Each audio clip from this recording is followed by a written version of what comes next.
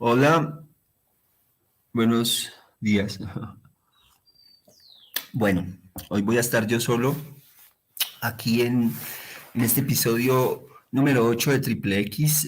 Mis compañeros han tenido diversas tareas, diversas misiones que han tenido que cumplir y no han podido estar hoy.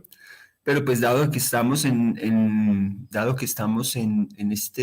esta serie de tres sobre diversos temas, cada uno escogió un tema, yo escogí lo monstruoso. Ya hace 8 días hice la primera intervención y ese primer momento um, creo yo que tiene que ver con algo que Fernando Baena planteaba y era como una toma de postura, ¿cierto? O sea, cierto agotamiento del logos o de limitación del logos hasta cierto punto y luego ya como una decisión más más una decisión de gusto, estética, por lo monstruoso. Entonces, hoy vamos a seguir con la segunda parte. Voy a leerles un texto. A ver, compartimos pantalla. A ver, eh, presentar.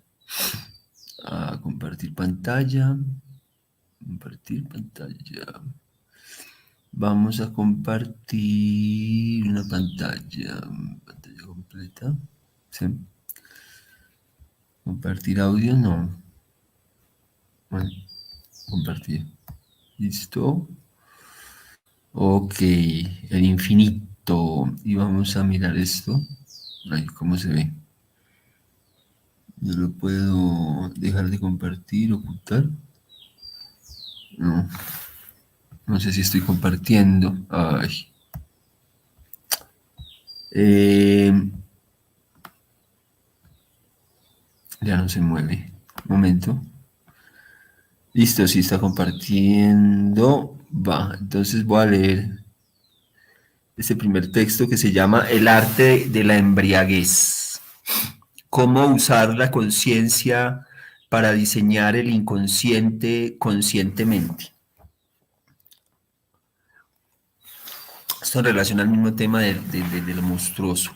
Abre aquí una cita mía que dice, la capacidad que tenemos de estremecer incluso con mentiras escritas nos advierte de la presencia de la monstruosidad en todo. Una coma o un punto nos separa de la tragedia. El primer recuerdo que tengo de mi infancia es estar encerrado en un cuarto. Les juro que desde entonces he buscado por todos los medios una salida. La mayor parte del tiempo creí que la solución consistía en la verdad os hará libres, pero solo he encontrado contradicción. Siendo así, todavía 50 años después, he decidido dejar de buscar amparo y simplemente aceptar la incertidumbre. Por supuesto, dicha contradicción es una máquina de tortura que la mayoría cubre con objetividad. Sin embargo, siempre ha habido unos pocos rebeldes que no tienen más opción que huir, ser prófugos. En el éxodo que estoy invitando a hacer a quienes el dolor ya los ha superado, aparece claramente como efecto de la contradicción natural las ganas de vivir.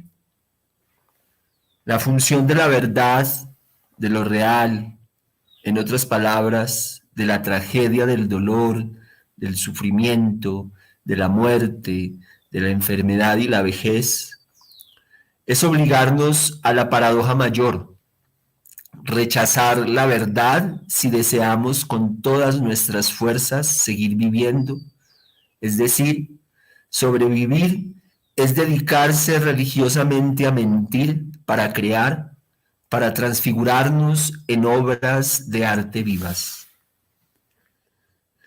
Mi concepción de lo sublime como algo monstruoso agradable, distinto de lo siniestro como lo monstruoso desagradable.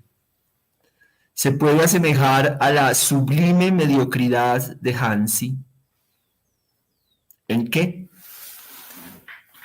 En la autoconciencia de que todo lo importante al final termina siendo un asunto de motivación, de automotivación. Diversas estrategias para el mismo éxodo. El abismo comienza a guiñar por todas partes como si toda la realidad se estuviera agrietando, viniendo abajo. Pero no, no pasa nada. Todo sigue igual, a la misma velocidad, aletargada de la comprensión. Solo queda aceptarlo.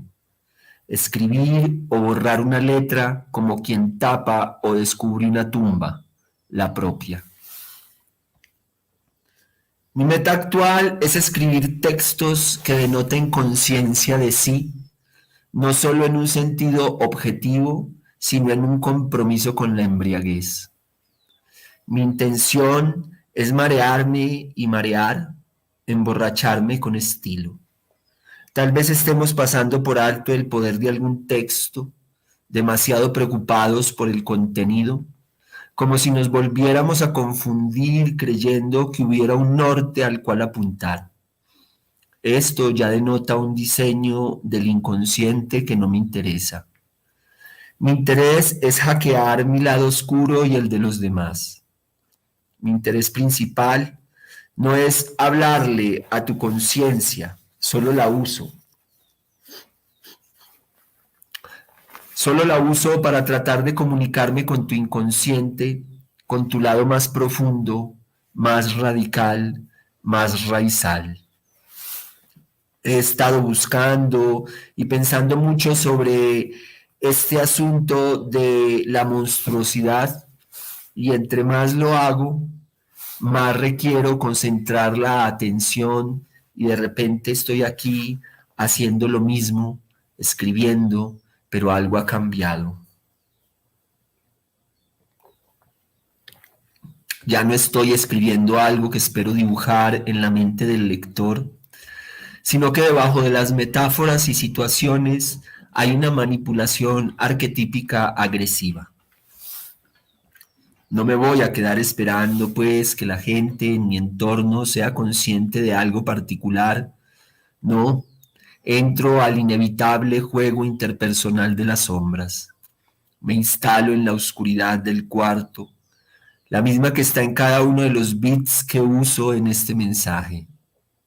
Acecho como un asesino en el sentido y contra el sentido, pero estoy dentro de mí, no salgo, no me dejo ver, me oculto en mí, estoy tan a la vista que soy invisible, transparente y no soy un santo, me equivoco, de hecho, soy un equívoco, una mentira ante el rostro de la muerte. Cada una de estas frases, de estas ideas que tecleo,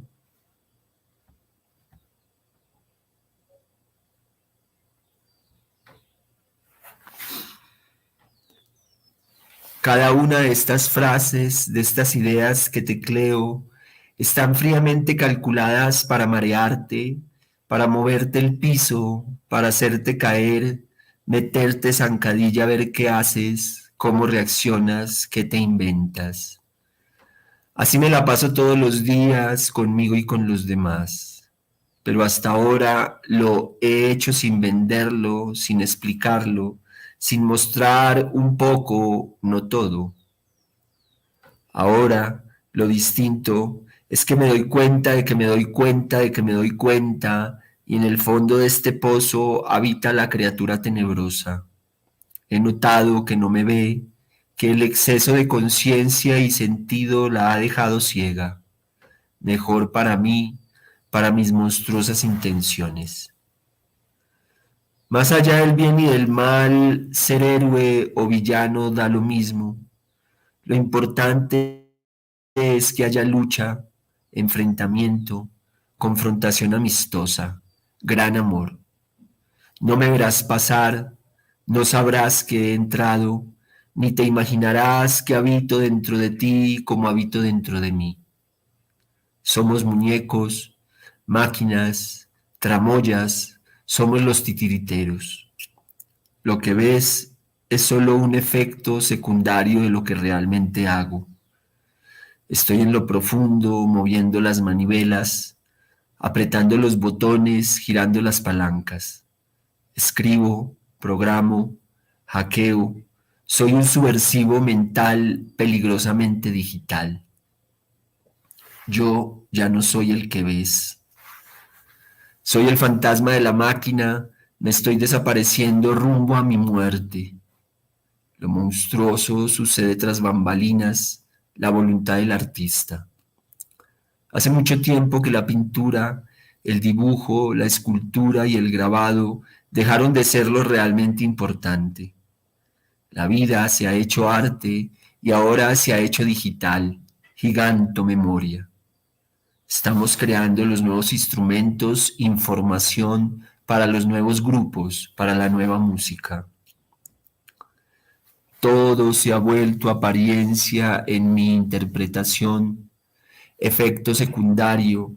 Del poema me quedo con el poeta digital, del arte me quedo con el artista digital, de la música me quedo con el músico digital, del teatro me quedo con el actor digital, etcétera, etcétera. ¿Dónde estoy? ¿Dónde está mi cuerpo? Mi creador, generalmente en la vigilia, otro poquito en el sueño y nada más, sin vida después de la muerte como en el sueño profundo, nuestro mayor enemigo. Tapo y tapo con estas letras el caos primordial del blanco, de la nada, del vacío, del silencio que no es más que un efecto aleatorio que posibilita la emergencia de algo, un orden que siempre es una agresión porque el caos no cede fácilmente. Es como arar en el aire. Así que cada letra de estas es un latigazo violento en la intensa y pálida confusión. Escribir puede ser monstruoso cuando afirma negando, cuando destapa cubriendo, como si solo pudieras ver indirectamente por momentos la mueca del final, como una grabación en cámara hiperlenta de lo hiperrápido, el éxtasis del movimiento pausado como una nube, como el humo. Así aprendemos a aceptar la disolución del yo cada noche y su creación cada mañana, en cada situación y cada pensamiento. Estoy adentro, muevo los cables, exploro en el laberinto, llevo el hilo de Ariadna, no pienso matar al Minotauro, deseo estudiarlo. Quizás sea mi final y acepto las consecuencias. Me acerco a lo monstruoso peligrosamente. No puede ser de otro modo, pero lo mágico es que no tengo que ir hasta el infierno. Ahora puedo, en cualquier lugar, diseñar mi propio abismo. Y hay una parte más que quiero leerles antes de hacer algún comentario, ya que no tengo a mis amigos. Espero que comenten luego de otro modo. Aquí está otra parte. Primer mandamiento de las nuevas religiones. Las ganas de vivir se alborotan ante la muerte, ante el sueño profundo, ante la paz, ante el amor, ante la meditación, ante la nada, el sinsentido, el absurdo, la vacuidad, el caos primigenio, ante un abrir de ojos. Y aún más. Es posible que el artista, a través de su obra, sea capaz de crear las justas pesadillas que alimenten nuestras ganas de vivir. Esta es mi intención, ser capaz de crear lo monstruoso que fortalece las ganas de vivir con cualquier medio, por ejemplo, con estas palabras que escribo para tapar destapando. El ser solo puede ser simulado, mentido, creado permanentemente porque no existe. Cada frase escrita, leída y releída, solo es mientras es escrita, leída y releída y luego nada. Esta idea en sí misma es monstruosa, no necesita nada más, ni talleres, ni explicaciones, ni reuniones presenciales. Somos lo que creamos solo mientras lo creamos y luego nada. Nada no es nada de nosotros, nada mío, nada de nadie, solo caos, confusión, imposibilidad del saber y de la conciencia. Si estás entendiendo a lo que me refiero, querido lector, querido escucha, lo natural será la náusea, el rechazo, la angustia y la ansiedad, es decir, las ganas de vivir. Si logras negarlo sin olvidarlo, eres uno de los nuestros. Si lo niegas y lo olvidas, eres un ingenuo. Y si no lo niegas, estás muerto. La vida del ser humano solo es posible negando la verdad. ¿Es esta una contradicción? ¿Se puede afirmar que no existe la verdad? No se podría afirmar otra cosa y ser al mismo tiempo coherente, es decir, contradictorio, dado que podemos captar las aporías, pero no resolverlas. Es que se hace necesaria la intuición, la apuesta del taur. La vida es motivación y apuesta. La muerte alienta a las dos.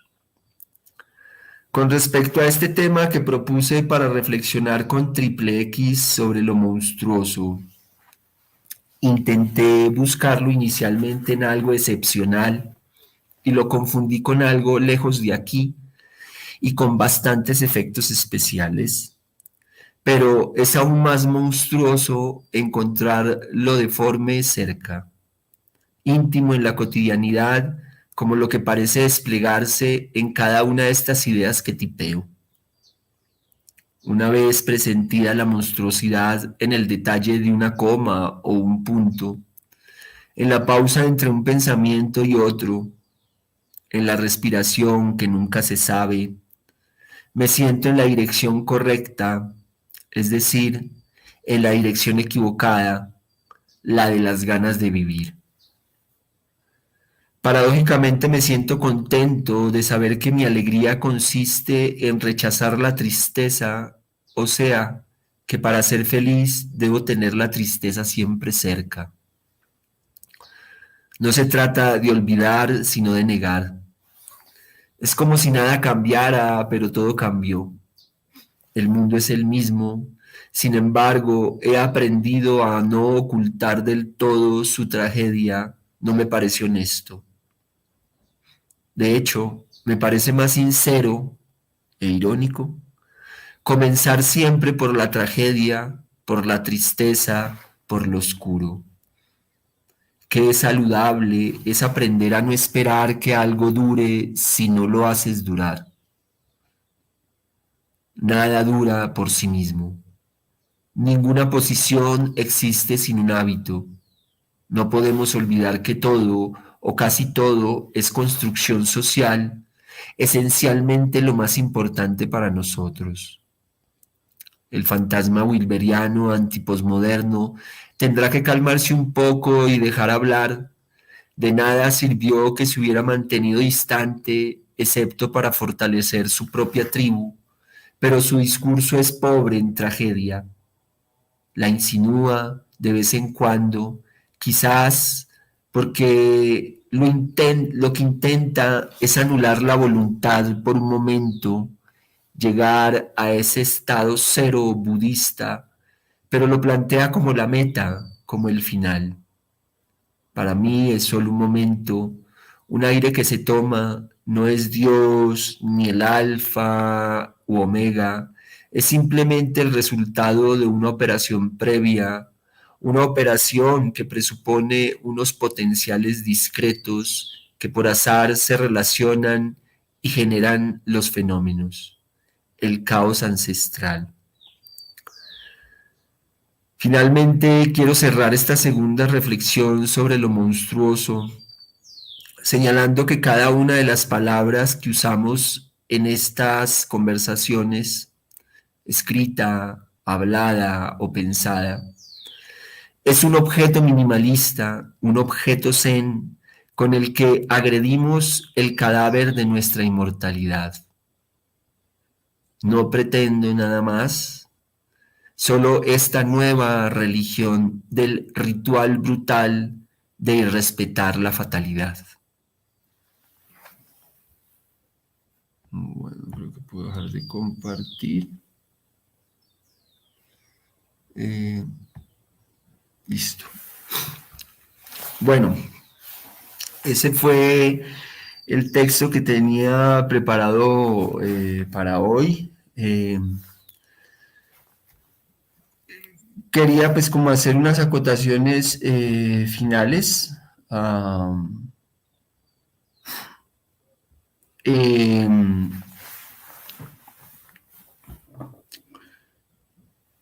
Entonces estamos hablando de cómo lo monstruoso está también en los pequeños detalles y cómo la tragedia está detrás de cualquier cosa mínima, un punto, una coma, un paso, un girar en una esquina, un pensamiento, una pausa entre una inhalación y una exhalación.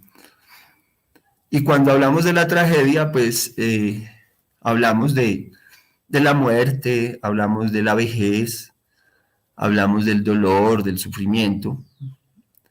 Y eso es lo que pensamos que está de fondo, ¿no? Desde una perspectiva monstruosa, lo que está de fondo es precisamente esa tragedia, ¿sí? Pero gracias a que esa tragedia existe ahí, aparece la reacción, ¿sí? Y la reacción es la cultura. La cultura es una reacción, una alergia natural como seres humanos ante la única verdad clara y concisa que es la muerte, con todos sus aditamentos. Entonces nosotros no podemos tolerar esa verdad. Quien acepta esa verdad, pues la acepta para morirse. La otra opción la otra opción es negarlo.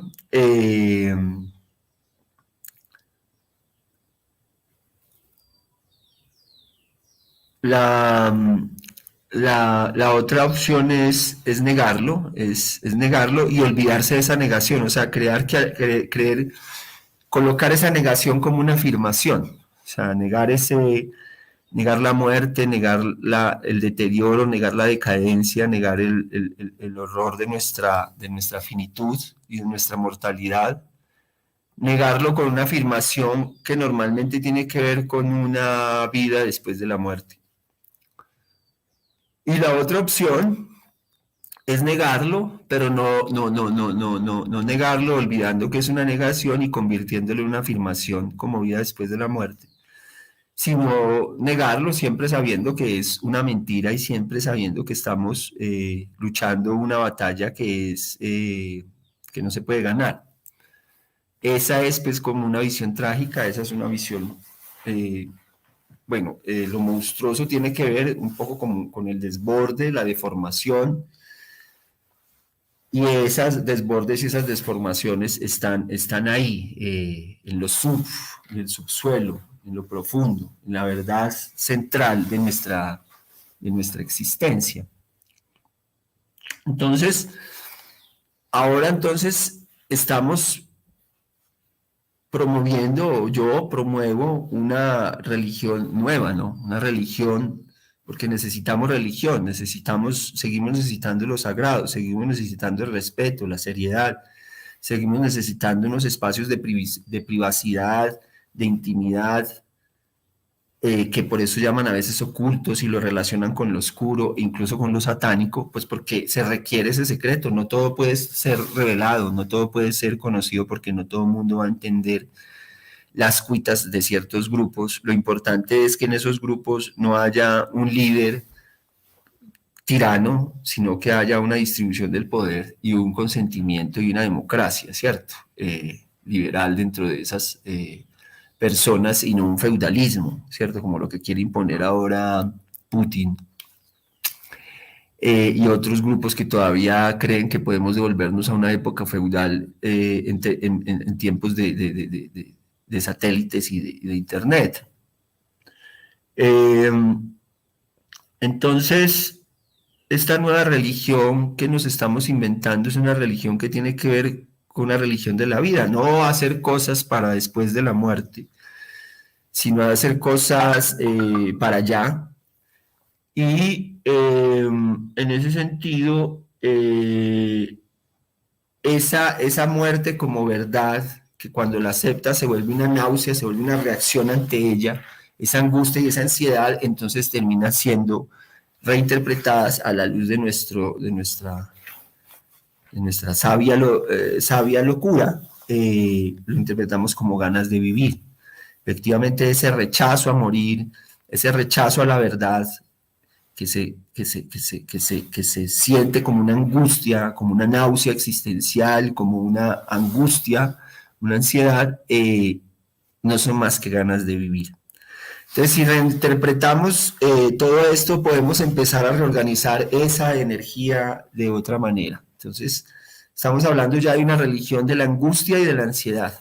Una religión donde la angustia y la ansiedad son positivas porque están reflejando una fuerza de voluntad, una voluntad de poder que si logramos canalizarla, que si logramos recogerla como tribu, podemos hacer cosas con ella, como se hacen cosas con la energía, ¿no?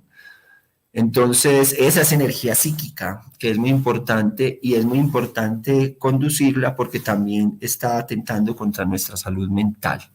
Entonces, por eso estamos profundizando también, porque profundizar es enraizar, y no solo estamos profundizando teóricamente en un concepto para mí mismo como teórico, sino que ahorita lo importante es profundizar en nuestras relaciones, en la conversación con unas personas que están a un nivel en el cual yo puedo intercambiar ideas y también mirar cómo es que se hace una comunicación intergeneracional. Pero en todo lo que estamos hablando en esta idea satánica, en esta idea oscura, en este renacimiento oscuro de una nueva religión sin vida después de la muerte, entonces necesitamos también unos nuevos mártires, unos nuevos santos. Y ahí es donde estamos pensando donde están todos estos tipos que no son ejemplos a copiar, que hay una cosa que hemos venido hablando con amigos, con el maestro César Peláez, con Mario Armando Valencia, un poco hablando sobre el asunto de que no son modelos, nosotros no estamos hablando, estos santos, estos mártires de estas nuevas iglesias, es al revés, ya no son modelos para copiar, sino que son personas que nos enseñan, son ejemplos de unas intensas ganas de vivir, hasta el punto de que se vuelven mártires o suicidas porque consumen su vida de una manera muy, muy intensa normalmente. Son ejemplos de intensas ganas de vivir, pero no son modelos para copiar en la vida, no son modelos deseables ni son modelos recomendables, ¿cierto? Entonces, esta nueva iglesia del horror, esta nueva iglesia de lo monstruoso, que como ustedes ven, no es un trepidar de dientes, sino que es un enfoque distinto frente a qué es lo que hay en el principio o cuál es el origen, si el origen es una armonía o el origen es una desarmonía, una contradicción, y si la no dualidad que supuestamente es la base de todo, es simplemente como un neutro, como un cero, o es una fuerza potencial inmensa, eh, y que es contradicción, y que es tensión, y que es caos, y que es monstruosidad, y que es una cosa que devora, ¿cierto? Y que al mismo tiempo genera ese rechazo de ciertas seres que logran a través de salir, o sea, de ser creados por esa tortura, por ese dolor, eh, terminar aislándose y rechazando ese origen, y que ese rechazo de origen en últimas es lo que crea el arte, lo que crea la apariencia, y que pues nuestra percepción incluso de formas implica también una cuestión, un fin estético o un saber estético en el universo que nos permite ir hacia la sobrevivencia. Entonces, cuando vamos persiguiendo las ganas de vivir, vamos hacia la sobrevivencia, o sea que estas nuevas iglesias son iglesias de sobrevivencia, pero una sobrevivencia aquí en el planeta, una sobrevivencia aquí en el mundo, no una sobrevivencia ya en el cielo, sino aquí en este mundo donde nosotros como seres mortales podemos aportar con nuestras palabras, nuestros pensamientos, nuestras obras, nuestras intervenciones en el mundo, podemos aportar a dejar una huella, y es la forma en que trascendemos, ¿no? O sea, esa es nuestra trascendencia son nuestras obras, lo que queda, porque no creemos en que nosotros quede nada o que haya otro mundo por fuera de para concentrar nuestra energía. Es una estrategia tántrica también, es de concentración energética. Entonces, básicamente ese es el punto donde estamos.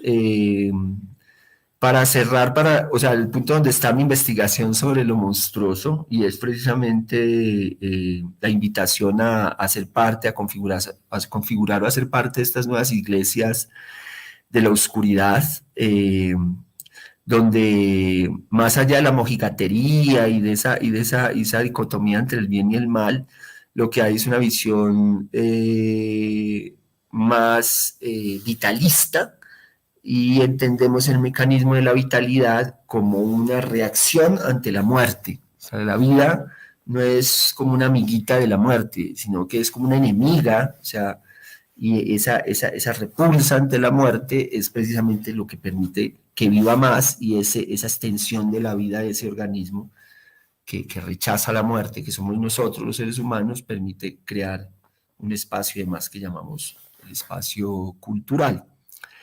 Eh, Queda para la tercera parte un tema, no sé si va a ser el tema, voy a estar pensando ese tema. También un tema pues bastante delicado y bastante profundo y bastante oscuro, que es el tema del suicidio. Y entendiendo, hablando con Mario Armando, un amigo escritor poeta, entendiendo la diferencia entre la muerte como una cosa, algo que no tiene adjetivos, esa metáfora de la muerte como algo sin adjetivos o como algo sin metáforas, y el suicidio como un tema de poetas y de escritores, y un tema que tiene que ver con el pensarse la muerte.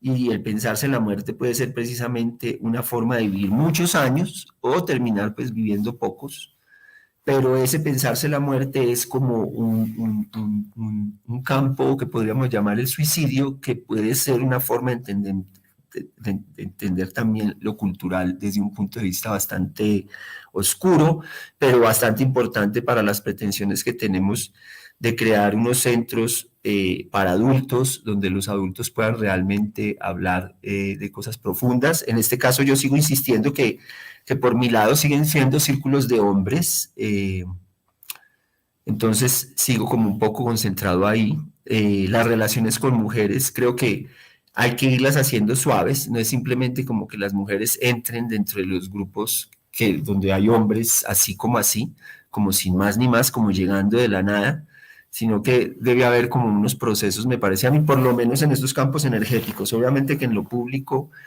eso pues cada quien verá. Eso hay un espacio ya mucho más amplio y mucho más rico de interrelaciones y de mercado, pero dentro de estos grupos pequeños que empezamos a tratar de vernos para organizar nuestra energía y que es muy delicado porque esto es como el uranio psicológico, puede volar, puede explotar en cualquier momento si no tenemos las suficientes herramientas de cuidado, ¿no? De enfriamiento. Precisamente para evitar ese calor tan fuerte que puede provocar este tipo de temas y este tipo de elementos. O sea que no es una iglesia, la oscuridad no es una iglesia, sino tiene como una central nuclear. Sí, tiene que tener mucha seguridad y muy buenos procesos de enfriamiento porque lo que se está tratando de ahí es juntar personas que tienen muchas ganas de vivir sí, y que juntas pueden aumentar esas ganas de vivir también porque hay cierta monstruosidad en todos esos personajes y hay al mismo tiempo un rechazo y una atracción que sería un poco lo que llamaríamos lo sublime, pero entonces como que tenemos que aprender a hacer la ingeniería para pilotear toda esta gran cantidad de energía y creo que por aquí nos estamos arrimando a algo que es bastante interesante, que es como ese pozo de energía colectiva o tribal que realmente ponga todo un colectivo o todo un tribal como en movimiento, pero creo que necesita esa central nuclear que yo llamaría como iglesias de la oscuridad o las nuevas religiones satánicas, si lo quieren, pero entendida ya no desde la ingenuidad y la ignorancia de esas visiones dualistas y dicotómicas, sino desde una visión ya un poco más adulta filosóficamente, adulta científicamente, y por tanto no una infantilización del uso de estos términos, como el término de Lucifer o Satán o la oscuridad, como si fuera pues el demonio, eh, el demonio real, o sea, como si fuera la muerte y no el suicidio, como si fuera el demonio real y no la reflexión sobre el demonio, ¿cierto? Lo que estamos tratando es de hacer la reflexión sobre el demonio para distanciar el demonio real, ¿cierto? Para distanciar la muerte. Pensamos mucho en el suicidio para que la muerte se demore en llegar, ¿sí? Entonces, esa es una visión. Vuelvo y repito que desde un aspecto muy buenista, lo llamo yo a veces, o muy dicotómico en cuanto a la oscuridad y la luz, es como una estética que puede ser muy grotesca. Sí, de hecho es grotesca, pero entonces yo lo que propongo es que le demos una oportunidad a quienes sienten demasiado rechazo frente a ella, que es válido ese rechazo porque son ganas de vivir, pero entonces que ese rechazo no te lleve a saltar al fanatismo del otro lado de la luz, sino que ese rechazo lo puedas contener y eso es un poco para eso es que estamos tratando de crear estas conversas como y tratar de crear conexiones si te interesa el tema y es eh, poder aprender, esto lo estamos aprendiendo entre todos a contener, ¿sí? Ese gran eh, búnker de energía que podemos alimentar. Entonces, bueno, aquí dejo mi intervención de hoy. Espero de pronto los comentarios de mis compañeros. Y bueno, Andrés me propone ahí en chat, creo entenderle que aquí dejo el video y puede que los comentarios los podamos desarrollar mañana o en otro momento antes del próximo jueves y empatar pegar los dos programas o los dos comentarios o tratar de editar los dos videos. Entonces quedamos así. Entonces el video anterior fue un video donde terminé tomando una postura estética frente a lo monstruoso, no lógica, sino estética frente a lo monstruoso. Y en este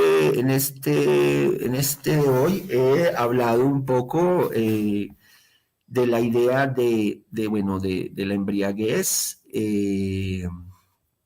entendida como oscuridad, entendida como ambigüedad, entendida como, sí, y cómo plantear este diseño del inconsciente, y por eso estamos hablando de estas iglesias del inconsciente o estas iglesias de la oscuridad. Entonces, lo que planteo hoy es estas nuevas religiones de la oscuridad, que requieren tener como centro un secreto absoluto, una pertenencia con consentimiento, o sea, ahí nadie puede pertenecer obligado, debe entrar con un respeto absoluto, con una idea de secreto absoluto respecto a lo que pase allí, que es una cuestión consensuada, y son democracias liberales, o sea, ya no nos estamos volviendo como al medioevo o al feudalismo, ¿no? Son democracias liberales, o sea, son clubes nocturnos, si lo quieres llamar, pero, pero pueden ser, o sea, están en el ámbito de la libertad de esas personas. Yo ahorita los veo de hombres, de círculos de hombres, y que para meter mujeres ahí hay que hacerlo de manera muy consciente, muy diseñada, porque son espacios nuevos, no es un espacio como encontrarse en una cafetería o encontrarse por ahí en la calle o encontrarse en la casa, no, estamos diseñando unos sótanos, unos búnker, unas cavernas, unas cuevas de rituales donde los hombres se puedan volver a reunir a generar una confianza directa dentro de una democracia liberal, o sea, sin tiranía, a través del diálogo y el debate, y bueno, y ya los mezcladores y los endulzadores que ellos quieran tener allí, y con la promesa de un secreto completo entre ellos, ¿cierto? Y bueno, eso es un poco lo que yo quiero crear y lo que invito pues como a Triple X también a que creemos, si les interesa. Y cerraría dentro de 8 días, después de hablar de estas iglesias, estas posibles iglesias de la oscuridad, como una línea hacia una nueva religiosidad. Eh, Estaría pensando el tema del suicidio con todo lo importante y lo delicado que es. Creo que ese sería un poco como el tema final, porque siento que precisamente el suicidio sería uno de los grandes temas para abordar en esos lugares de intimidad, de secreto absoluto. Bueno, muchas gracias. Espero que les entusiasmen estos temas, no se asusten, sino que entiendan que precisamente hablar de ellos es lo que nos permite, al contrario, lo que nos habían dicho, lo mismo que la sexualidad, ¿no? Hablar de sexo, hablar del suicidio, permite que el sexo se demore, que el suicidio, que la muerte se demore, que el acto sexual se demore y que todo ese proceso se vuelva tántrico, ¿no? Pero entonces podemos, y hay que hacerlo con profundidad, porque si nos quedamos solo en la superficie, estamos dando papaya para una enfermedad mental. Hay que profundizar de verdad lo que quiere decir establecer, que es la parte más difícil, unas relaciones con unas personas a lo largo del tiempo para poder permitirse precisamente ir profundizando y afianzando esa salud mental, porque se profundiza con otras personas, que si te quedas solo como hablando de sexo en la superficie, o hablando solo de suicidio en la superficie. Entonces, eso es lo que creo yo que Triple X puede volverse, o por lo menos desde mi punto de vista, o desde el lado de la cancha, desde donde lo veo. A veces miraba esa metáfora del fútbol, y cuando les decía hace 8 días, déjenme ubicarme acá en lo monstruoso, pensaba, bueno, metafóricamente podemos decir, déjenme hacer acá en lo siniestro, ¿no? En la siniestra, como en la izquierda, déjenme jugar aquí por la izquierda, pero obviamente que también necesitamos quien juegue por la derecha, quien juegue por la luz. Pienso que Baena es el que tiene como más avance en ese campo. Y me interesa empezar a hacer el toque-toque, ¿no? El toque-toque de izquierda a derecha, de luz a oscuridad. Eh, Incluso a veces hasta cruzarnos por momentos, como hacen también algunas veces en los partidos, que el puntero derecho a veces termina en la izquierda y el de la izquierda en la derecha, pero bueno, normalmente están en sus puntas. Y empezar a ver cómo empezamos a toquetearnos, ¿no? Es decir, ese toquetearnos es un poco como desafiarnos, pero desafiarnos amistosamente, no es como a pelear, es como, sí es pelear, pero es pelear un poco, no es, yo lo llamo más bien como toque-toque, como en el fútbol, no es como un pelear, sino como tan, te meto la pelota, tú también me haces el pase, estamos cruzando, eso es algo que mata mucho a los equipos y que los equipos que lo hacen bien terminan siendo muy buenos, y es que se llevan todo el equipo como hacia un lugar y luego él cambia de flanco, abre roto se arrastra el equipo hacia un lugar, y si se desconcentran y dejan ese roto allá, cambian al área. Si ellos se van corriendo hacia allá atrás, entonces el otro vuelve y cambia al otro área con pelotas largas para hacer que ellos tengan que hacer el desplazamiento físico y se cansen, y nosotros más bien jugamos tirándonos un toque-toque largo. A veces, obviamente, cuando llegamos a puntos estrechos, el toque-toque debe ser un poco más corto, pero entonces en este sentido es lo que propongo, es como empezar a echar una pelota hacia allá, hacia la derecha, hacia la novela blanca, un poco como la llama, entiendo que la llama eh, Fernando Baena, y que pues pronto nos hará los 3 programas, creo yo, respecto como a ese tipo de tema. Y como te digo, entonces ya con la postura que se tomó estética, no se trata de decir si él tiene la razón o yo tengo la razón, o entonces cuál es la síntesis, sino que se requiere los 2 puntas, y se requiere también un mediocampo y estas cosas. Entonces, espero que esto se entienda como toque-toque, espero que esa especie como de reacción, como a negarlo del otro, a decir, no, eso no me gusta, a mí no me parece, por ahí no es, no lo entienda como que el otro está equivocado, sino lo entienda como unas ganas de vivir mías que me pueden ayudar a pronunciarme, no para negar la posición del otro, sino para fortalecer mi posición y empezar a mirar que todas esas posiciones pueden empezar a conectarse, que vuelvo y digo que es lo difícil con el uranio, ¿no? Si el técnico es capaz de juntar a esa gente sin que se maten, sin que compitan, sin que hieran, y puede hacer una sinergia entre ellos, entonces van a ser excelentes. Bueno, espero que más o menos se me haya entendido el discurso. Es un poco más difícil sin apuntes. Bueno, tenía ese texto, pero es un poco más difícil pues sin los compañeros para poder como eh, rebotar. Entonces, y no tengo como pues ordenadas las cosas. Entonces, bueno, ese es mi cierre. Los veo pues y espero que esto sea interesante. Hasta luego. Este fue el episodio número 8 de Triple X Conversaciones Transfronterizas. Estamos en la segunda entrega de Lo Monstruoso, que es parte de mi tema. Dentro de 8 días terminaríamos, y pues esperemos a ver si podemos juntarle los comentarios de los compañeros. Hasta pronto.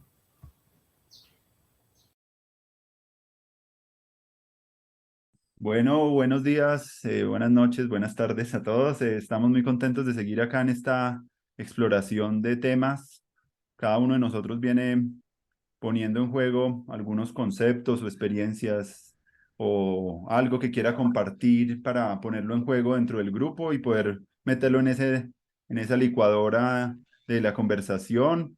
Y estamos muy conscientes que es muy importante para nosotros en este siglo y pasada ya la pandemia empezar como a profundizar acerca de cosas con mayor cercanía con la gente con la que hemos desarrollado ya conversaciones, poder como empezar a preguntarnos por las nuevas estéticas, ¿cierto? Y las nuevas poéticas y los gestos poéticos y estéticos que surgen a través de esta relación con este mundo que está lleno de situaciones bellas, pero también trágicas.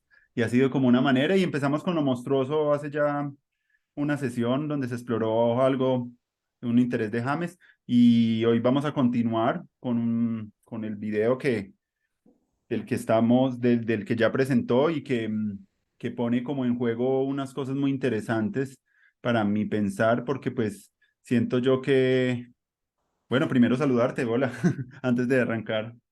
Si quieres, un poquito ahí de- No, pues lo que pasa es que, hola, buenas. Lo que pasa es que, pues, para esta ocasión, en este episodio número 8, pues, yo grabé la presentación aparte, y este sería el video donde los vamos a comentar.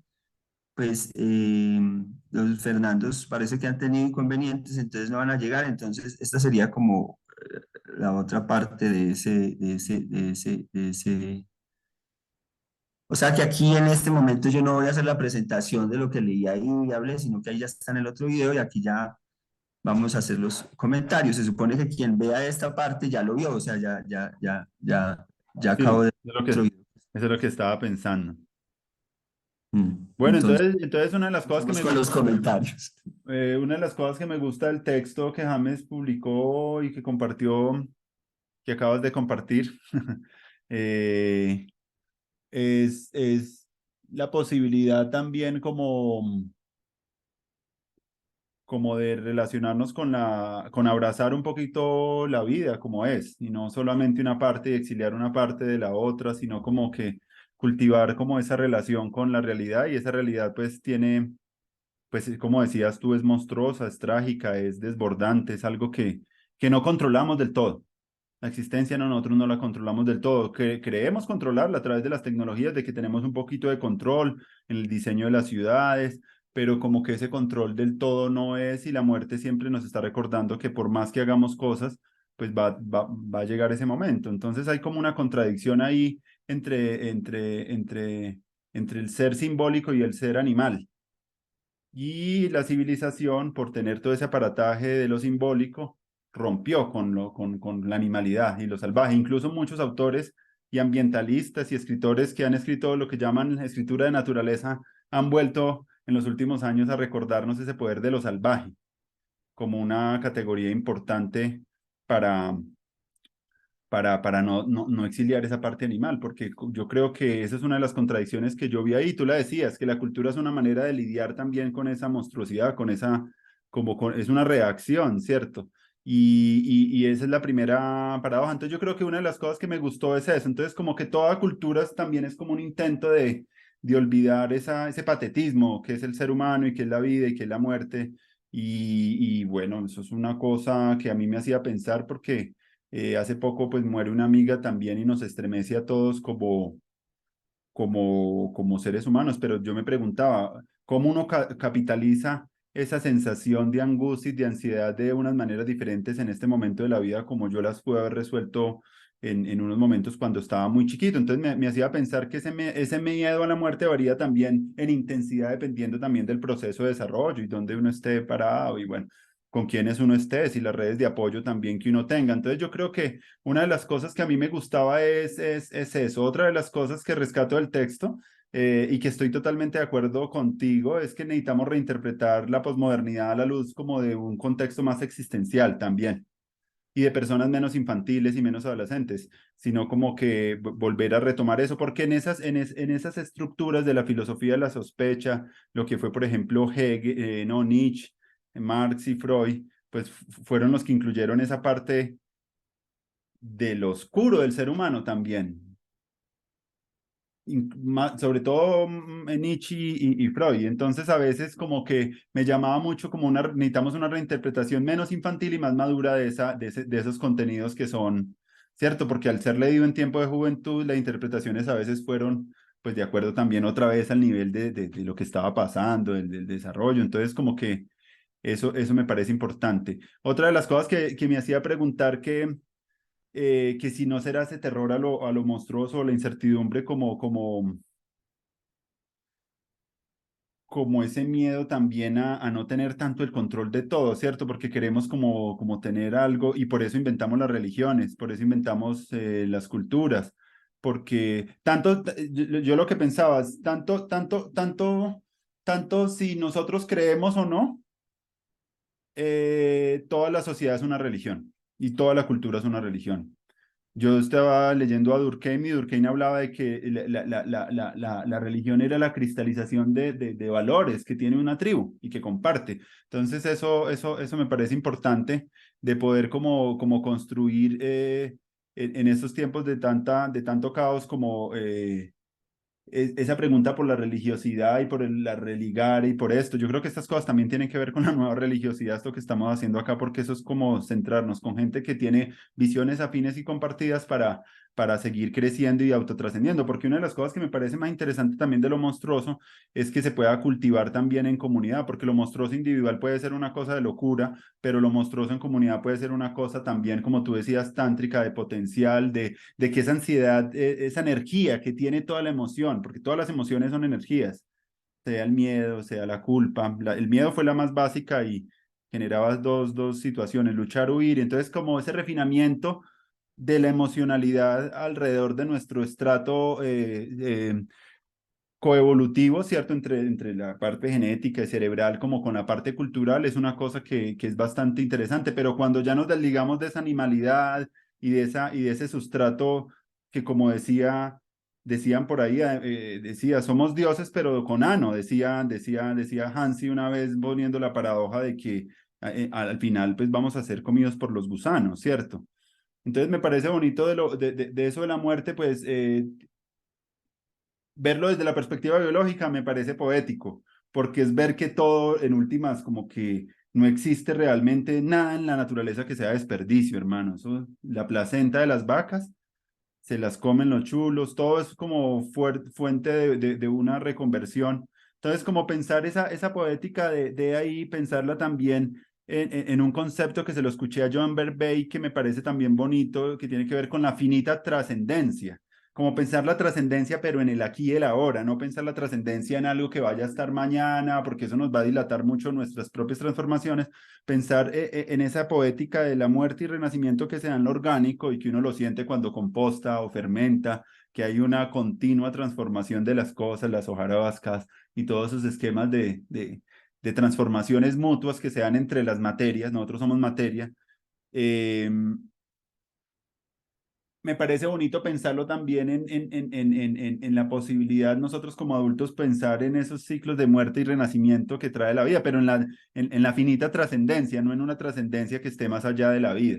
Y me parece muy bonito esos ciclos de muerte y renacimiento. Y me preguntaba cuando leía y escuchaba tu texto alrededor de eso, sobre eso, lo que significa también nacer, como que eso también de hablar de lo monstruoso en últimas, no es para quedarnos como en una exageración, así como la nueva era lo hizo de la iluminación y caer en el lado extremo, sino porque sabemos que hay una energía ahí poderosa que puede volverse también para nosotros fuente de creatividad, de novedad, de autotrascendencia, de finita trascendencia. Entonces ahí sí me parece importante porque mucha gente de pronto, como tú decías, puede sentir que, que estos temas de lo inconsciente, de lo oscuro, de lo trágico, eh, eh, como no tienen los recursos y no es algo como que no sabemos cómo dialogar sobre eso, pues realmente como lo rechazamos y entonces ahí viene como todo el aparataje también evasivo del bypass espiritual, de todo lo que tú tienes que ver como con evadir,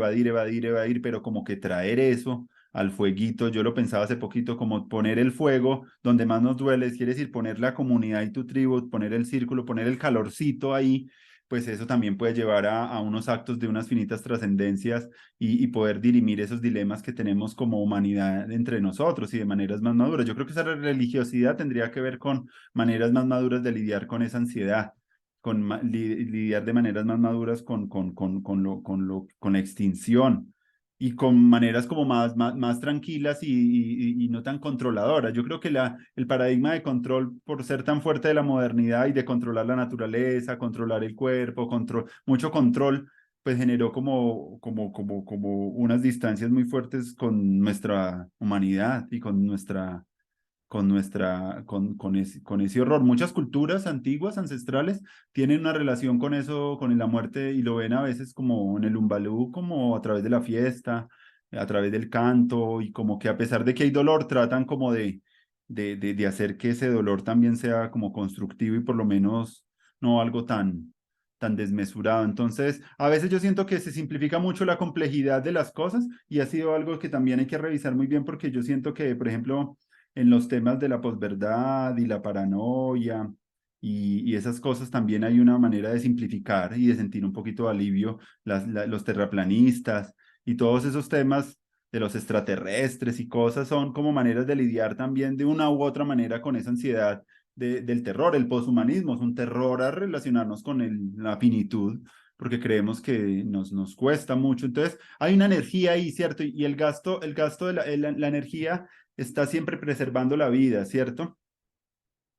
Y yo creo que también el miedo a la muerte también puede estar haciendo que derrochemos mucha energía, cuando esa energía, ahí estoy de acuerdo contigo, cómo poder utilizar esa energía que da la ansiedad para aumentar las ganas de vivir. Sería como el tema que tú planteas y me parece muy poderoso en tiempos ahorita donde yo, como yo te contaba, una relación que yo tuve con la muerte, incluso de una persona que yo no era tan cercana, pero haber participado tan plenamente en comunidad de ese hecho, para mí generó unos cambios desbordantes de creatividad. Era como si se hubiera uno comido como un hongo o algo así, como que tuviera mucha claridad y me pareció que hay mucha energía ahí que sería interesante como cultura y como personas empezar a trabajar con esos temas, porque qué tal que estemos ahí perdiendo ahí como el tema de las nuevas energías.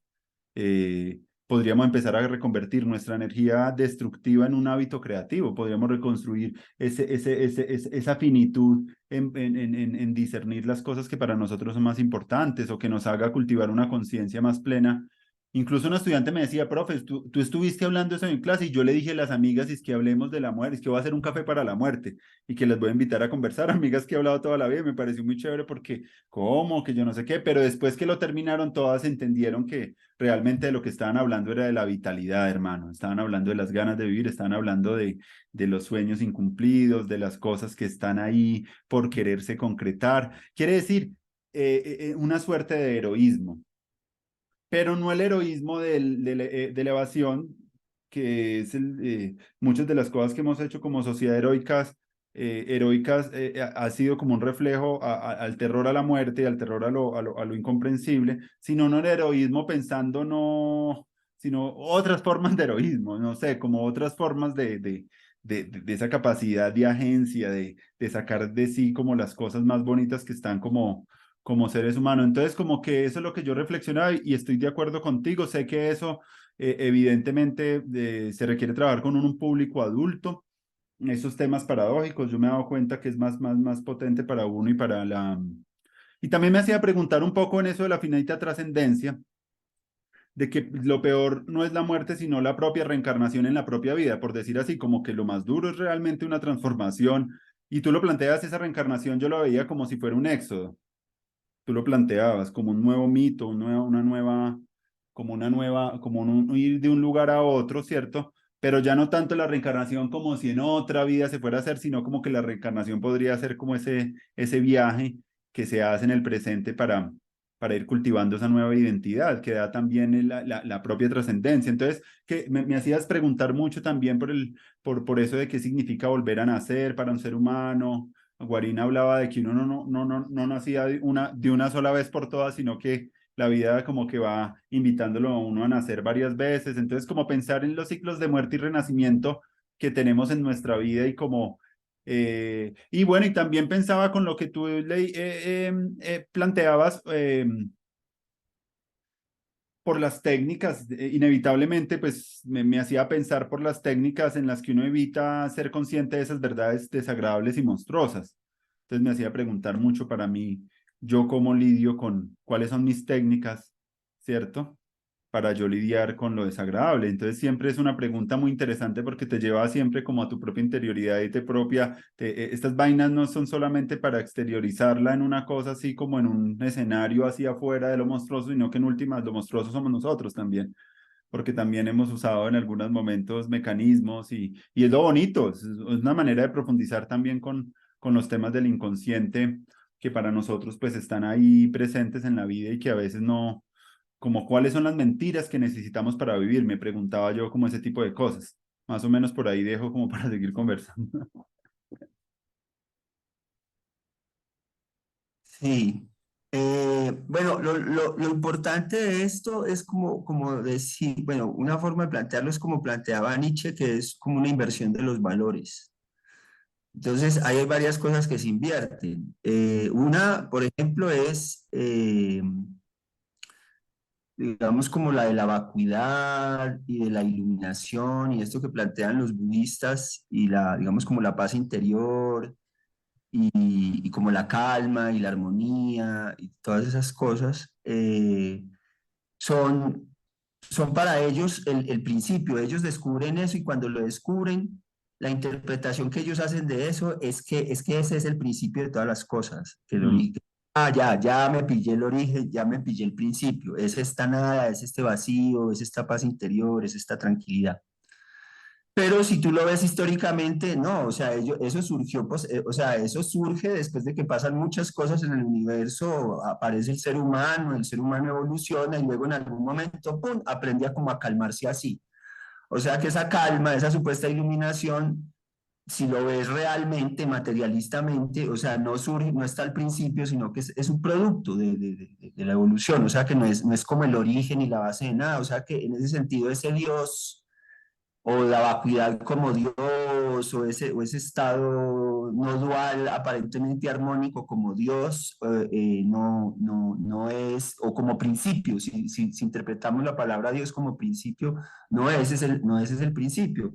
El principio que vemos cada vez que buscamos y buscamos y buscamos y buscamos es caos, es fuerza, es violencia, es incertidumbre, es oscuridad, es no saber. Eso es lo que, y entre más buscamos y buscamos y buscamos y buscamos, eso es lo que seguimos encontrando ahí. Mm. Entonces es más racional y más lógico decir que lo que hay en el principio es caos y que ese caos es como un monstruo que nos traga, que tiene que ver un poco también con el tiempo y que no tiene ninguna compasión con ningún discurso, con ninguna raza, con ninguna especie, con nada, ni siquiera con las rocas o con el universo mismo. Hoy leía yo la columna de hoy de Facebook de Hansi Freinacht, que está ahí publicando como unos pedacitos del nuevo libro que sacó ese Ah, sí, sí, va a sacar un libro.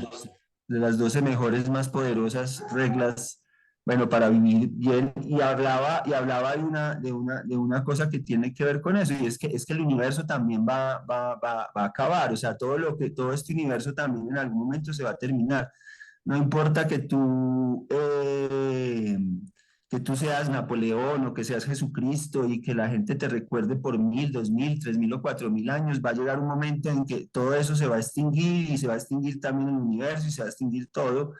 Entonces, esa es como la nueva situación cósmica, ¿cierto? Eso es como una nueva religión tendría como que partir de ahí, de lo que Nietzsche habla como la muerte de Dios. O sea, las nuevas religiones tendrían que partir de la muerte de Dios, ¿cierto? O sea, que serían como unas religiones nihilistas, en últimas, que serían más sociológicas en el sentido de que serían religiones porque sabe que necesitan una religión para poder vivir mejor, Mm. ¿sí? No porque realmente esa religión los vaya a conducir a una vida o a un cielo o a una cosa después de la muerte, sino que más bien los puede conducir a un paraíso o a un cielo o a un mejor mundo, pero acá, ¿cierto? Entonces esas religiones son nuevas, son como religiones nihilistas, ya no tienen un Dios allá y una vida después de la muerte y una reencarnación después de la muerte, sino una reencarnación, como dices tú, aquí mismo, ¿cierto? Mm. Ya son totalmente nuevas esas religiones. Son un poco teatrales porque se trata como de crear unos discursos y unos símbolos y unas imágenes que nos permiten vivir mejor, pero que nosotros sabemos que son creación nuestra, ¿cierto? Que no son cosas que están ahí, sino que son solamente ficcionales y tienen una función. Entonces, ese ya es como estar en otro mundo, ¿no? Ese es otra narrativa y esa narrativa es más afín también a las narrativas de la Internet, donde se abren otra serie de posibilidades que tienen que ver con lo colectivo y que tienen que ver con el compartir y con el tratar de superar la competencia como brutal, digamos, que hay en la naturaleza, o sea, que es como natural, ¿cierto? O sea, es otra como verdad natural. Entonces, lo que hablabas ahorita, entonces yo desde ese punto de vista lo que entiendo es que la ansiedad y la angustia desde ese punto de vista existencial, cuando uno se da cuenta del nihilismo, Mm.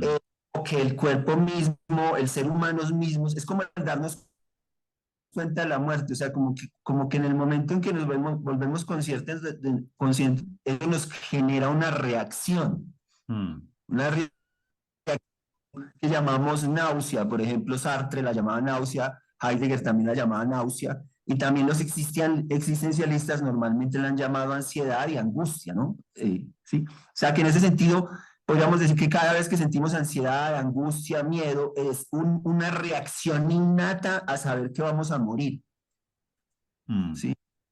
como que el cuerpo se acuerda solo, por ser un cuerpo humano, seguramente, no, por ser un cuerpo humano que tiene unos procesos distintos, como que alcanza a intuir su muerte, que es la verdad, que la naturaleza no sabe o que los animales no saben, entonces es la verdad, No. justamente nosotros sabemos y es lo que llamamos tragedia. Lo que llamamos tragedia es que nosotros sí sabemos que nos vamos a morir y eso nos genera una reacción. Mm, La reacción nos puede llevar o al otro extremo, que es volver, que es negar la muerte y empezar a decir que hay una vida después de la muerte, o sea, como por reacción caes al otro extremo, ah, ¿cierto? O logras regular y no caes al otro extremo, sino que simplemente te das cuenta que esa reacción, que es tu miedo, que a veces se vuelve cuento, que a veces se vuelve voz, que a veces se vuelve canto, que a veces se vuelve conversación, que a veces se vuelve caminar, que a veces se vuelve construir, mm, ¿cierto? Que es viajar y todo eso. Está bien, es la reacción natural por ser como somos seres humanos que nos damos cuenta de que vamos a morir, entonces está bien, pero no olvidas no olvidas lo que hay debajo de esa reacción, digamos, o sea, porque lo otro que pasa es que reaccionas y te olvidas de por qué reaccionaste, entonces conviertes la reacción como en tu nueva verdad. ujú, Y te olvidas de que esa reacción fue al hecho de que te diste algo de cuenta de algo aún más profundo y que fue como tu finitud, algo así, que quizás tenga que ver un poco también con un tránsito hacia la adultez, no sé, psicológica, ¿cierto? mm, Y entonces, pues, si nos damos cuenta que eso es humano y eso no sí. está, y eso no hay que calmarlo con pastas, ni con cosas, ni con nada, pues a no ser que sea, pues, momentos puntuales, pues, sí, pero no, ese es el tratamiento, es más bien empezar a como a moverse, como si eso fuera una corriente, como a moverse con esa ansiedad, como si la angustia y la ansiedad fuera la vida misma enviándote a vivir, como diciéndote, ve y vive, vive, vive, vive, ve. ¿Por qué me angustio? ¿Por qué me pongo ansioso? Pues porque te vas a morir. O sea, la muerte te está diciendo, hey, vive, vive. Entonces, esas serían como unas nuevas iglesias, son unas nuevas iglesias sin vida después de la muerte, son unas nuevas iglesias nihilistas, son unas nuevas iglesias más teatrales, como más sociológicas, más autoconscientes de que eso se hace es para nuestro propio bienestar como ficcional o como fantasioso o psicológico. Y bueno, y en fin, y ahí las vamos, ahí estamos empezando como a pensar cómo podrían ser esas nuevas iglesias, Mm. esas naciones. Otra cosa que tienen y que la he venido reflexionando ya con otra cosa que está pasando en Manizales de los noventas, la serie pues que yo tengo ahí en mi canal, es que los nuevos santos, los nuevos mártires, si quieres, que son incluso mártires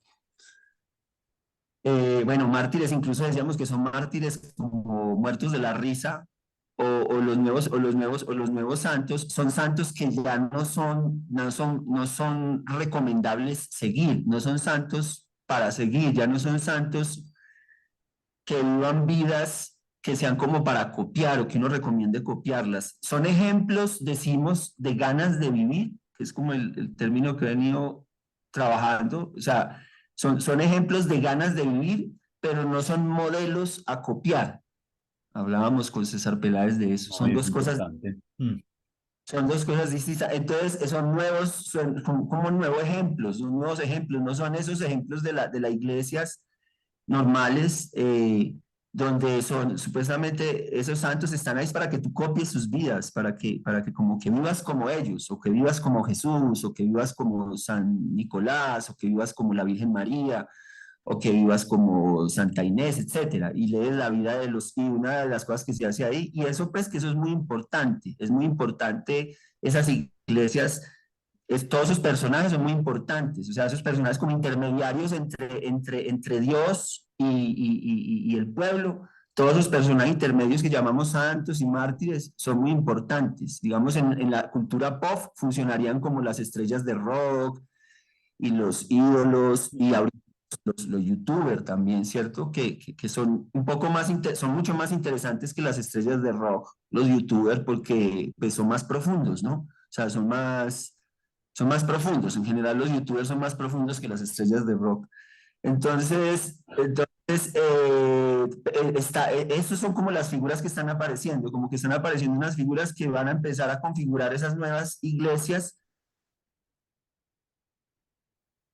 y una de las inversiones de lo que se haciendo esa nueva iglesia, y por eso a veces se ven esas iglesias como si fueran iglesias oscuras, iglesias secretas, incluso iglesias satánicas, ¿cierto? Porque es una inversión de esos valores, entonces es una iglesia donde no hay un Dios, lo que hay es una vida, y son iglesias donde no hay unas personas para copiarles sus formas de vivir, sino para admirarles sus ganas de vivir, pero copiarlos en la mayoría de los casos o en muchos casos no es recomendable.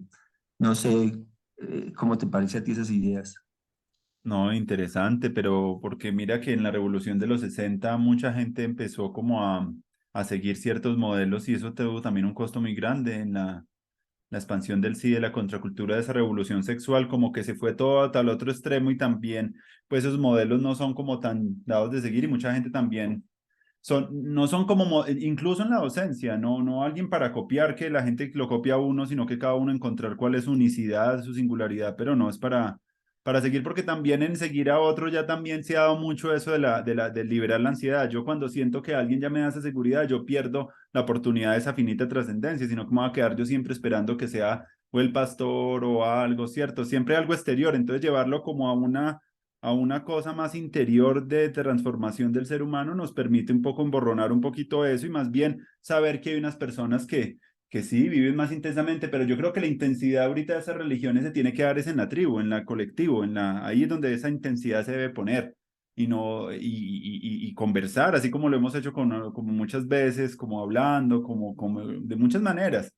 Pero es ahí donde uno siente que depositar en uno esa energía que uno ha cultivado para el servicio de los demás también, para el servicio del mundo, porque son cosas que no van a ser no son a ser religiones para ser generalizables para todo el mundo, sino que va a ser un nuevo tribalismo y donde las personas van a poder también fortalecerse mucho en esa vida comunal y en esa vida participativa. Otra vez el tema de la participación va a ser muy importante, esa va a ser la nueva religión, la participación de nosotros en nuestras vidas, en cogerlas y abrazarlas y sentirlas como parte de nuestras y no lidiar de unas maneras más maduras. Es que yo siento que hablar de eso es hablar de una madurez un poco también de cómo hemos trabajado con esas emociones. A mí lo que me parece a mí es paradójico, por decirlo así, es que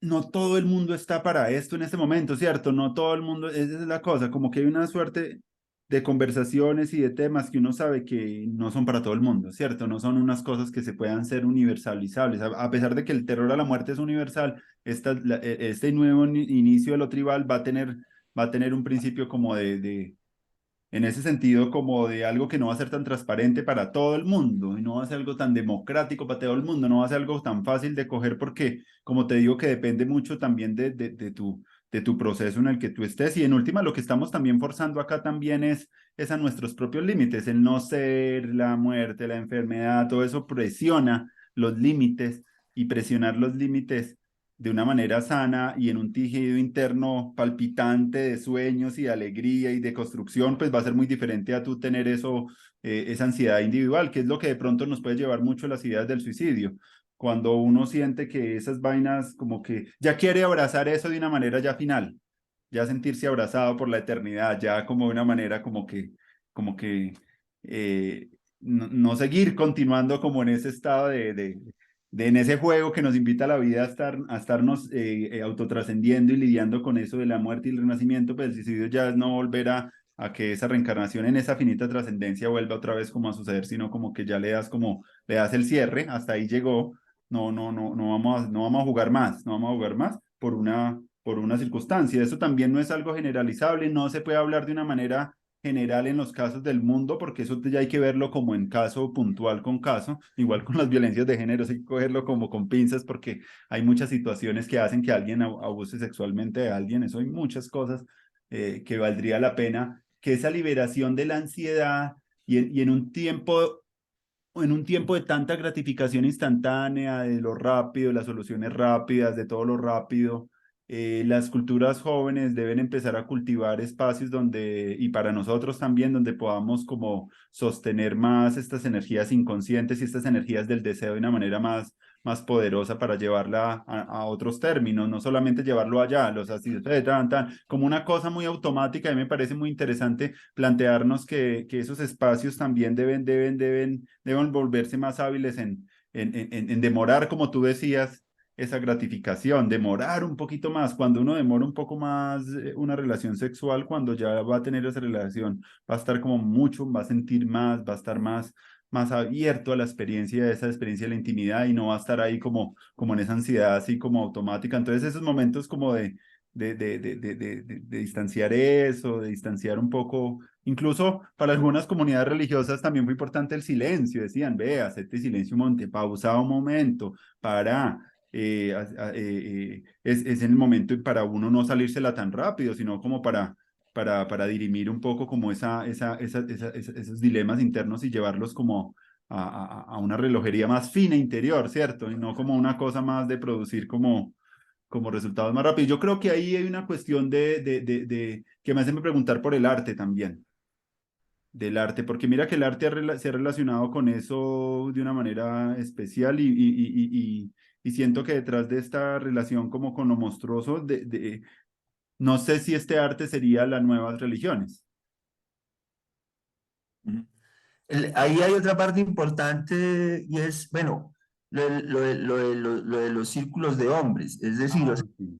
eh, que en últimas, bueno, ¿por qué círculos de hombres? No sé, porque yo traté de pertenecer a círculos de hombres de los que están como formados aquí en Latinoamérica y no me gustaron porque siento que tienen una obsesión con lo sexual y son Ah, lastimeros, son como muy, como, ay, como ser hombre es muy difícil ahí, es muy complicado.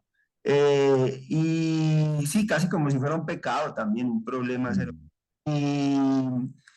Y, y bueno, y ya vi los círculos de hombres nórdicos y más bien más europeos y pues me parecieron como más interesantes. Bueno, en fin, pero yo no he hecho, yo no me he puesto a hacer un círculo de hombres ni nada, ni convocar. Me he estado dando cuenta de manera natural que las personas que más estamos participando y que estamos liderando estas conversaciones somos hombres, ¿cierto? No sé por qué, pues pueden empezar a especularse de explicaciones, porque seguramente los estamos necesitando más, bueno, en fin, digamos, por razones, pero entonces en ese sentido es que yo siento que, dado que la idea es empezar como a tomar también más conciencia de nuestra energía masculina, ¿cierto? Es una buena oportunidad para trabajar más conciencia de reuniones de hombres solos y empezar a darse cuenta más conscientemente qué pasa cuando una mujer entra. Sí, sí, sí me hago entender, o sea, si podemos un grupo de hombres ser más conscientes de cómo es la energía, haciendo varias reuniones antes y trabajo antes, estando ellos solos, ¿cierto? Ese grupo en algún momento de manera deliberada y consciente puede introducir traer reuniones, traer una mujer o dos mujeres ahí como amigas, ¿no? O sea, lo que sea, así, a hablar tal, y analizar luego, posteriormente, ¿cierto? En el mismo círculo de hombres, ¿cómo la vieron? ¿Cómo qué sintieron? ¿Cuál es la diferencia que hay cuando estamos solo hombres trabajando y cuando ¡fum! Entra una mujer? Y dígame si es atractiva o si es bonita, si es bien bonita. Y si Bueno, está bueno, entonces ahí la pregunta ahí de la competencia por lo sexual y por la atracción y llamar la atención puede ser algo que desvíe un poco la atención a los problemas. Yo creo que en el términos como de profundizar un poco en un arquetipo de lo masculino mucho más potente, yo creo que cuando se reúnen hombres pueden encontrar ahí como incluso en lo que estamos haciendo acá como de una manera intergeneracional, como uno empezar a relacionarse, que fue lo que más me gustó de esta película argentina 1985. Y es que el hombre, a la hora de hacer la acusación va y le consulta al niño, consulta al mayor de su tribu, consulta al dramaturgo, y se reúne de toda su gente para hacer lo mejor para la sociedad. Y eso es muy bonito porque normalmente ni al mayor ni al niño lo tenemos como un par ahí. Eso me pareció como más allá de todas circunstancias históricas que toca la película, pero sí, incluso todos eran hombres también, curiosamente, porque con la niña, a pesar de que era mayor, la niña no le importaba ni las luchas que le está, papi, déjeme hacer lo que yo quiero, no se meta en mi vida, ¿cierto? Déjame, tú estás en lo tuyo, concéntrate en lo tuyo y yo me meto en lo mío. Pero con el niño tenía una relación muy bonita y he visto mucho en Los Reyes del Mundo de Laura Mora también, lo vi también como la idea de la masculinidad, otra vez una tribu por ahí viajando, donde los chicos están heridos y muertos del dolor, pero con dignidad. Eso como que mostraré eso en un momento, que es lo que me hace preguntar a mí, no sé, no tengo la respuesta y no sé si de pronto es un poco duro lo que voy a decir, pero en ese sentido, muchas de estas cosas del chivo expiatorio que está haciendo el feminismo lo están haciendo más las mujeres que los hombres. Los hombres teniendo incluso podredumbres peores, no están haciendo eso como no están saliendo así, o de pronto están quedando sin las herramientas, se quedan más solos, no sé, pero como que ese movimiento masivo de Me Too y de todo eso es más que todo un movimiento de mujeres que me hace pensar ahí como que, bueno, ¿cómo estamos lidiando con esa dificultad? Acá también hubo hace poquito unas marchas y yo me pregunto que nosotros deberíamos como desarrollar esa religiosidad, tendría que tener mucha la conciencia de poder trabajar esos dilemas que no se resuelven ni en la familia, ni en la escuela, ni en la universidad, sino que ese éxodo tiene que ir hacia esas personas que pueden sostener esas energías, lo que hacen de pronto los chamanes también, que es como manejar las energías de la comunidad. Incluso toman incluso veneno para saber, incluso pueden saber mucho cómo relacionarse ante la enfermedad porque es que ya la han tenido, se han metido un poco de una manera deliberada a meterse en otros mundos para poder decirle al mundo otras cosas, que es como cuando Nietzsche baja en el Cielo Zaratustra, que él viaja después de estar mucho tiempo solo a contar algo que pasó, que le pasó. Obviamente fue un viaje más solitario y ermitaño, pero pues esa historia de venir otra vez, como que eso de cómo volver a contar, ¿cierto? Después de un viaje que uno empiece a hacer, a contarle a la gente algo nuevo, no algo que ni leyó en los libros, sino que es algo de un profundo estremecimiento y de un saber que no está en ninguna parte, ¿cierto? Entonces me parece bonito como pensar en los círculos, que incluso las mujeres también lo piden mucho cuando se buscan profundizar en cosas, no quieren tener hombres para poder abrirse un poco más en la vulnerabilidad de lo que quieren y no quieren sentirse, quieren abrir más. Entonces, como que si entre los hombres nos juntamos y también podemos hablar en espacios más privados de nuestras propias cosas cierto, más fuertes, eso también nos puede llevar a cosas maravillosas, sin tener que tener mucho del principio que nos duele más a nosotros que la vergüenza sexual. Entonces yo creo que en ese sentido, yo lo de los círculos sí me parece como interesante. Incluso yo a veces como pedagogo en clase, a veces cuando quiero profundizar en cosas que sé que no van a ser tan fáciles en grupo, las doblo y yo voy y escucho las conversaciones y se dan mejor que si de pronto se meten, porque ahí sí el hombre se cierra a montones, ahí sí ya, como no tiene esa, pero entre ellos ahí sí encuentran cosas, similitudes en sus experiencias de vida y en sus formas de percibir las formas de ser hombre y empieza a darse un proceso mucho más interesante que cuando hay una mujer y lo mismo las mujeres, cuando están ellas hablando de algunas cosas, incluso porque hacen las pijamadas, porque ellas se encuentran a veces a hacer estas cosas, porque quieren tener un espacio diferente en donde no quieren verlo a uno. Y está bien, y no es una cosa excluyente, es una cosa saludable, porque es que a veces se ve lo de hacer círculos aparte, como si fuera una cosa pues pagana o peligrosa o yo no sé, y no, de verdad es darse la oportunidad, como tú dices, de mirar a ver qué es lo que sucede, qué energías se mueven, cómo se sostiene la conversación, cómo se dan las cosas, y en un ejercicio de esa percepción poder como notar diferencias, notar posibilidades y no quedarnos solamente con eso. Pero también hay una cosa que me llama la atención de lo que tú decías y tiene que ver con que si el asunto sería más que un asunto de hombres y mujeres, sería como un asunto también de la madurez y la capacidad de las personas para estar en esos espacios también, porque pueden no encontrarse con un ser trans, por decir así, que ni siquiera se reconocen en esas dos categorías, o una persona que se mueve en unos espacios más borrosos, o una persona que tiene la capacidad de sentir esa conversación y entrar ahí de una manera pues potente que uno diría, bueno, ahí ya es un asunto tanto de estas dos cosas, sino que es el asunto de que esta persona ya puede entrar ahí en este espacio porque se ha ganado ese espacio primero consigo mismo. Sí, sí, sí, por eso habría que principio como garantizar la madurez. O sea, primero estas iglesias, estos monasterios, lo que tratarían de certificar es un poco la madurez, es decir, o sea, ya que tú estuviste acá, ya puedes entrar como a otro tipo de cosas. Creo, pues, ya montándome un poco como en la película, em, que lo primero que hay que hacer es crear como una religión para los hombres solos, ¿sí? Y para que maduren con esa religión, para que esa religión les ayude a madurar. Una vez ellos maduran, ¿cierto? Podemos empezar a pensar en unos monasterios mixtos, ¿no? O en unos espacios mixtos, que en últimas son la vida misma, ¿sí? Mm, O sea, pero igual, también los puedes empezar a diseñar porque no toda la gente que está en la vida misma es madura, ¿cierto? mm. Entonces puedes pensar en crear unos espacios para esta gente madura, pero esta gente madura es muy escasa hoy en día, o sea, prácticamente no existe. O sea que primero nos toca crear ese público maduro para esos productos posteriormente más maduros, pero ahora prácticamente lo que estamos haciendo es niños, separémonos de las niñas, vamos a ordenar esto, Ordenar el salón. ordenémonos nosotros, o sea, no vamos a ordenar al mundo ni el mundo masculino, no, vamos a ordenarnos nosotros, los amigos o la familia o los que seamos capaces como de configurar esto y vamos a empezar a hablar y vamos a empezar a ordenarnos nosotros primero y cuando ya nos ordenemos, mire tú que es como lo de ser monjes, o sea, cuando ya nos ordenemos, que tiene que ver mucho como con ordenar la vida sexual, Mm.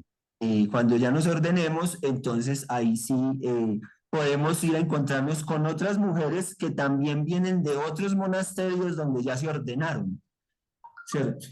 Y entonces ya pueden aparecer esos sitios, pero yo los veo como un momento posterior o que puede ser paralelo, dependiendo de cómo han Mm. estas otras personas, pero como que es muy importante ahorita hacer esa cosa que sí nos está haciendo mucho y es creando estas iglesias para hombres, pero lo que estamos pensando no se parece a los círculos que están haciendo. O sea, lo que tú y yo estamos hablando acá es otro círculo de hombres. Mm. Esto no es lo que están haciendo de círculos de hombres aquí en Latinoamérica. Entonces, eso es interesante. Y pues obviamente que los primeros que tenemos que hacerlo somos nosotros con nosotros mismos. De hecho, eh, pasan más cosas, digamos. Por ejemplo, hace poco hicieron el homenaje de un amigo poeta que murió hace como 2 años y el homenaje se lo hicieron un poco como desde el submundo de la ciudad de Manizales, ¿cierto? O sea, desde unos personajes que no necesariamente son como los personajes protagonistas de la literatura, porque este era un, Mm. un poeta, Jorge Hernán Flores. Y resultó que invitaron pues algunos amigos también pues como a leer o a dar algunas opiniones sobre Jorge Hernán. Lo que me comentaron fue que fue increíble ese evento porque más de la mitad de las personas eran puras personas marginales. Muy hermoso eso. Y Mm. la mayoría de las personas eran hombres, ¿cierto? Entonces, aunque hubo una mujer presente allí en una reunión que ellos hicieron más pequeña, hay esta idea como de la necesidad, sí, o sea, de crear algo para que pues toda esa gente pueda, digamos, como seguir conversando, como seguirse encontrando, como seguir, ¿cierto? Seguir como alimentando esas cosas, aprovechando estos mártires de alguna manera, estos mártires cagados de la risa, como Jorge Hernán Flores que se muere pues borracho en un accidente subiéndose o prendido, subiéndose a una buseta, se agarró mal o la buseta se movió de alguna manera, lo que sea, él iba prendido saliendo de un bar y se cayó y se dio un golpe muy duro, estuvo unos meses en coma y luego ya murió. O sea que son personas que mueren embriagadas, mueren, pues burlan la muerte, ¿cierto? O sea, terminan ni dándose cuenta de qué fue lo que pasó que es en últimas lo que todos en últimas queremos que la muerte sea solo como irnos a dormir y ya, o eso, o nos vamos a subir a una buceta y ya. Entonces, este tipo de mártires, sin que yo lo maneje, si no es porque yo lo piense o no lo piense. Aquí hay otra cosa también y es que estamos moviéndonos muy como al límite del logos. ¿no? O sea, el asunto un poco también de esta cuestión de pensar la no dualidad como algo conceptual, ¿cierto? Como algo que simplemente, juntar armonizar el negro y el blanco, o el bueno y el malo, y entonces ahí está la no dualidad, pierde de vista una reacción visceral que tiene que tener uno frente a esa no ante la Mm. vacuidad, ¿sí? Entonces, eso es lo que eso es otra cosa que me parece que hay que practicar como la intención y la conciencia de eso. Y es que el logos tiende a adormecerlo a uno porque le da respuestas, ¿cierto? Entonces le dice, ya entendí la no dualidad, ya entendí lo que es la iluminación, ya entendí lo que es la contradicción, ya entendí lo que... Pero ahí hay un elemento patológico que es muy importante, que es la náusea, la ansiedad y la angustia frente a eso. Sin eso es solo logos. O sea, sí, o sea, solo una mera comprensión de lo que es Mm. la vacuidad. Pues uno entiende que la comprensión que muchos maestros budistas a veces tienen de la vacuidad no debe ser una interpretación como trasvalorada porque no cuadra con la interpretación nuestra desde la angustia. Ellos lo que quieren es reducir la angustia, que para nosotros desde ese punto de vista sería como matar o neutralizar la voluntad o las ganas Mm. de... o visto un poco desde donde lo ve Bart, es como si usted o sea, primero tuviera que, para tranquilizar a una persona, hacerle una terapia, ¿cierto? Que es no decirle la verdad, sino simplemente seguirle la corriente, ¿cierto? Hasta que la persona como que se vaya calmando. Y ahí está bien y puede regresar a la vida y volver luego otra vez a decir que él necesita que lo vuelvan a sincronizar y etcétera, y estar yendo y viniendo, y parece que eso es lo que va a hacer la mayoría de la gente, ¿no? La mayoría de la gente nunca va a hacer un cambio así como dejar la ciudad y irse para un monasterio, no. La Mm. mayoría de la gente va a ir al monasterio un día o dos o tres o 8 días o un retiro de 6 meses, pero va a volver al mundo y va a volver a enredarse y va a volver a contaminarse y va a tener que volver a regresar y va a estar así como toda la vida. Algunos pocos sí van a mantener o van a crear los monasterios o van a estar allá, y esa es la posibilidad del ir y venir. Estos que quieren pertenecer ya a los monasterios son los que reciben una educación más fuerte, que en el caso de nuestras iglesias contemporáneas es eso del nihilismo, ¿no? O sea, lo que van a aprender es el nihilismo, y lo van a aprender de tal manera que no es solo conceptual, sino que les va a generar un rechazo. Es lo natural. Sí, lo natural es que si usted realmente entiende qué es el nihilismo, como que usted se tiene que poner es como bravo. Usted tiene que ponerse como que le generas una reacción, como una vaina, como un rechazo. Es lo natural. Lo natural de un ser humano existencialmente sano es que la idea de que no hay vida después de la muerte y que no hay nada, no hay sentido, le genere como una reacción.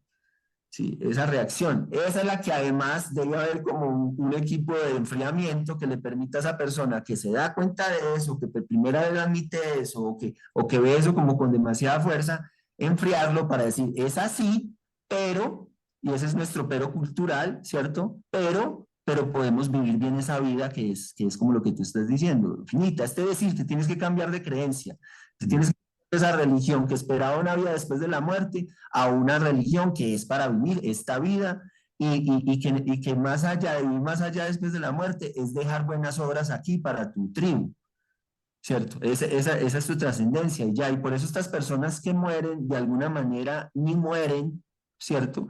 Porque dejan lo que hicieron y lo que hicieron es su trascendencia, ¿cierto? O sea, entonces si escribieron